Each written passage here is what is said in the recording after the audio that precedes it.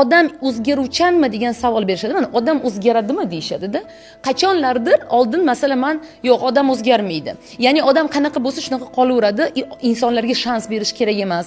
Odamlar mana qanaqa bo'lsa shu holatda qoladi degan fikr bilan qat'iy yashardim.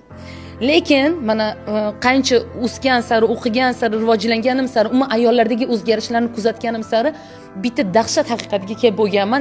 Bu haqiqatni mendan hech kim olib qo'ya olmaydi-da. Inson o'zgaruvchan va bizga bu har birimizni qo'limizdan keladi. Shunchaki xohish kerak.